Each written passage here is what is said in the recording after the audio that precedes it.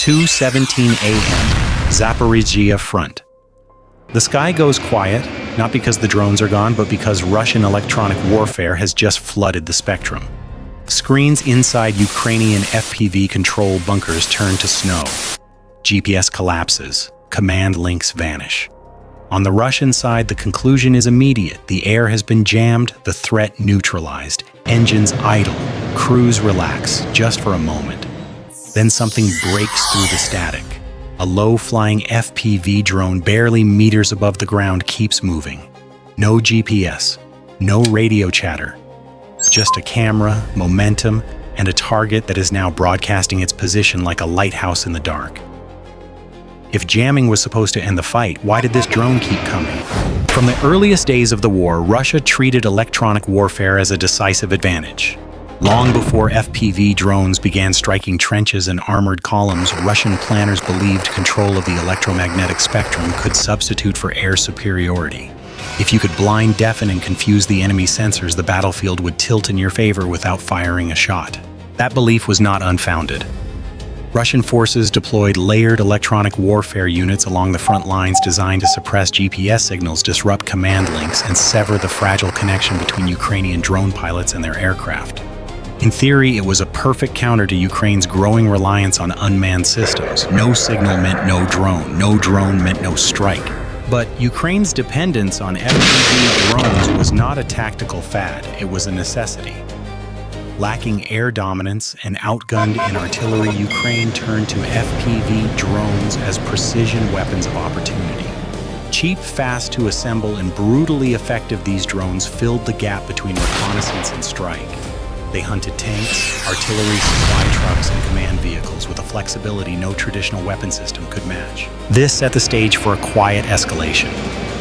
As FPV attacks increased, Russian EW systems were pushed closer to the front, forced to emit stronger signals over wider areas. The more drones appeared, the more aggressively Russia jammed. What began as protection slowly became exposure. Ukraine recognized this shift earlier than most observers. Drone losses mounted, but commanders noticed a pattern. Whenever jamming intensified, Russian positions became predictable. The electromagnetic spectrum itself was telling a story. Where power surged, something valuable was trying to hide. Instead of retreating from the jamming, Ukraine leaned into it. FPV drones were no longer just weapons, they became probes. Each failed flight mapped the invisible contours of Russian electronic defenses. Each burst of interference revealed distance, direction, and intent.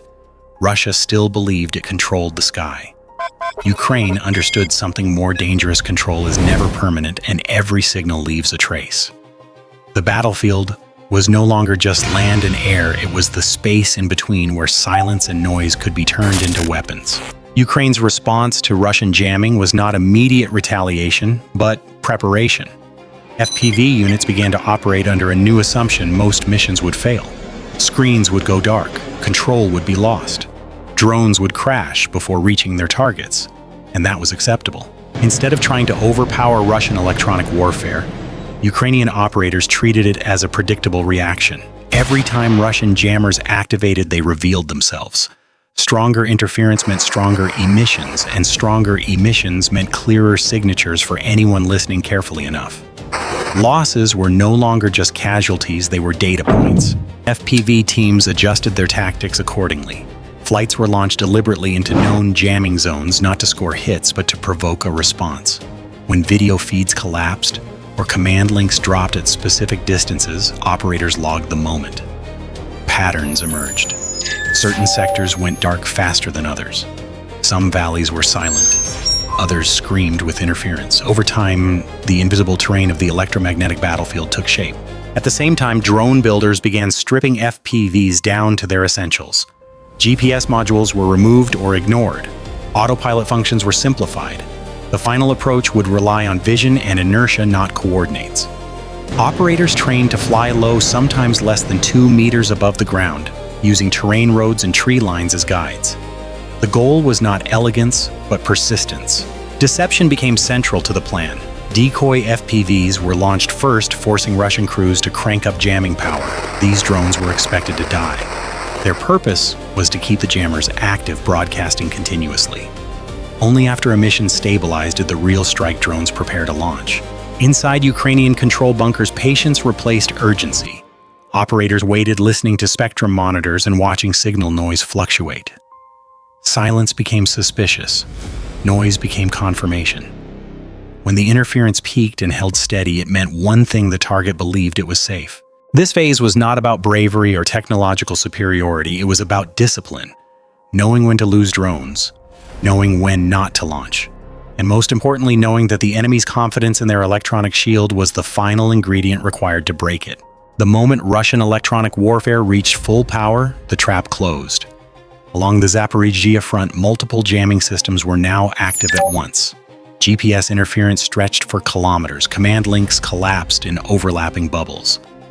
To Russian crews inside the EW vehicles, this was dominance, the electromagnetic equivalent of air superiority. The spectrum was saturated. Nothing should have been able to fly through it. But saturation has a cost. Each jammer had to emit continuously to be effective. Antennas radiated outward, pumping energy into the air, fighting every signal they could detect. What the crews could not see from inside their armored trucks was how visible they had become. On Ukrainian monitors, the electromagnetic noise was no longer abstract. It had shape, direction, depth. The source was no longer hidden. No. Once emissions stabilized, Ukrainian units moved fast. The Strike FPV drone launched without ceremony. No radio chatter, no GPS log.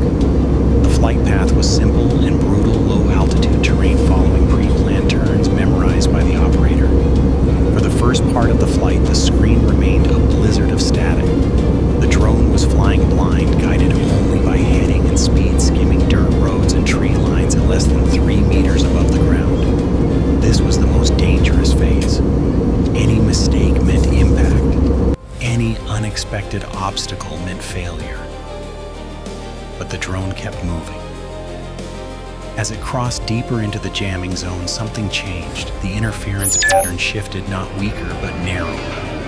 The jammer was focused forward, trying to suppress threats it believed were still far away. That focus created a shadow. And inside that shadow, the video feed flickered back to life. First came the ground, then the road, then a metal mast cutting into the frame. The operator did not hesitate. There was no time. The EW vehicle was now visible, antennas extended, generator running, crew confident enough to remain stationary. They believed the sky was dead. The FPV accelerated. In the final seconds, there was no guidance, no calculation, no second chance, just a growing image of antennas and cables filling the screen. The jammer, broadcasting at full power, was doing exactly what it was designed to do, except now it was guiding its own destruction. The impact was immediate. Antennas sheared off. Equipment ignited. The emissions stopped instantly, like a light switched off mid-sentence. Across the sector, Ukrainian screens lit up as other FPV drones regained control almost simultaneously. What had been a sealed electronic dome fractured in seconds. Russian crews reacted too late. Shutting down the jammer after impact was meaningless. The damage was already done, not just to hardware, but to the illusion of control. The electromagnetic shield they trusted had become a beacon. This was the moment. Then this happened, truly meant something. Not a single strike, but a cascade. With the jammer gone, the sky reopened, and waiting just beyond the edge of interference were more drones already moving. The destruction of the jammer triggered an immediate shift across the front. What had been an invisible barrier collapsed in real time. Ukrainian FPV operators felt it first not as an explosion, but as clarity. Video feeds stabilized, control links snapped back into place. Drones that had been loitering at the edge of the jamming zone surged forward almost simultaneously. This was not coincidence, it was timing. With the primary EW system offline, Russian units in the sector were suddenly exposed. Artillery crews lost protection. Command vehicles that had relied on electronic cover were now visible and vulnerable. Within minutes, follow-on FPV drones adjusted course, exploiting the newly opened corridor in the electromagnetic spectrum. Russian air defenses attempted to respond, but they were late. Short-range systems designed to counter drones depended on early warning that had been degraded by their own reliance on jamming. Without the EW shield, reaction time stretched from seconds to minutes. That gap was enough. Multiple secondary strikes followed. A command vehicle was hit while relocating. An artillery position went silent after a direct FPV impact on its fire control equipment. Even units that escaped physical damage were forced to move braking coordination and slowing operations across the line. The most damaging effect, however, was psychological. Russian crews now faced an impossible dilemma: keep jammers active and risk becoming targets, or shut them down and invite drone swarms back into the air.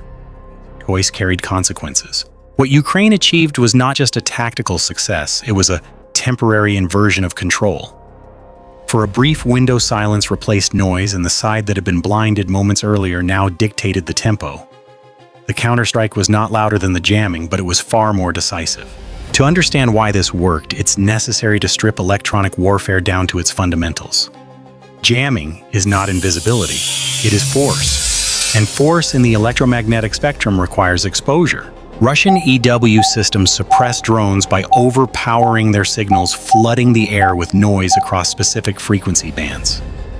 The stronger and wider the jamming bubble, the more energy must be emitted. That energy does not disappear. It propagates. And anything that propagates can be detected, measured, and localized. This is where FPV drones change the equation. Unlike larger UAVs, FPV drones do not rely on constant satellite navigation or complex data links to complete a mission. Their control loop is short, their latency is low. When GPS disappears, they can continue on heading. When command links degrade, momentum still carries them forward. In the final seconds, vision is enough.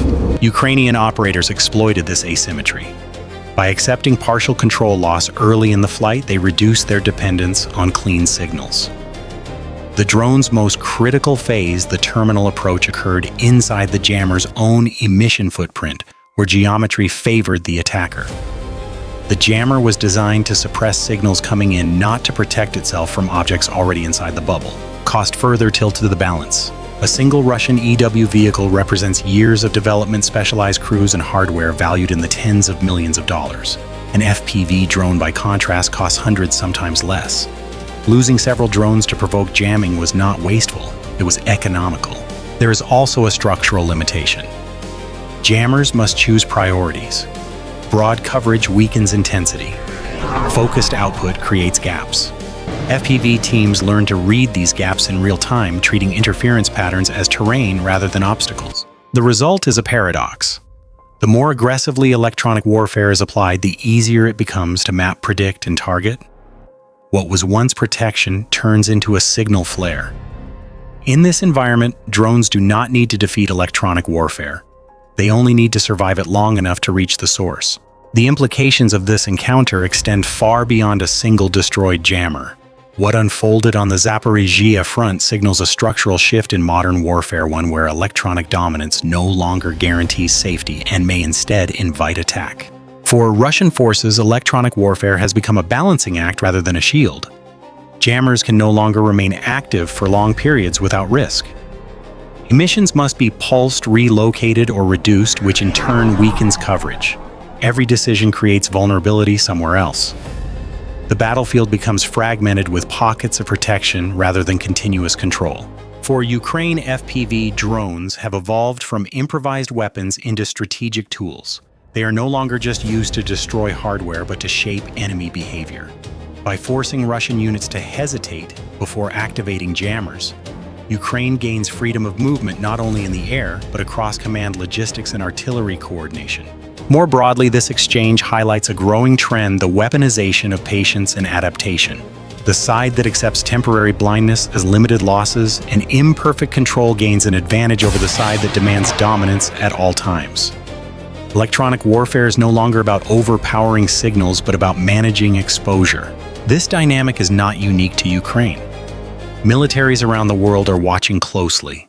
Any force that relies on constant emission radar jammers or sensors must now assume it can be targeted with precision by systems far cheaper than itself. The lesson is stark. In the age of FPV drones, the spectrum is not just contested, it is hunted. What happened on that night along the Zaporizhzhia front was not a technological fluke nor a lucky strike. It was the outcome of a deeper shift in how war is fought and understood. Russian electronic warfare did exactly what it was designed to do: it jammed the sky, and in doing so, it revealed itself. Ukraine did not defeat electronic warfare by overpowering it. They defeated it by listening, waiting, and accepting imperfection. FPV drones were not treated as precision instruments that must always succeed, but as expendable scouts in a much larger system. Some were lost. Many never reached their targets. Each failure narrowed the picture until silence itself became a guide. This is the uncomfortable truth modern militaries are now confronting.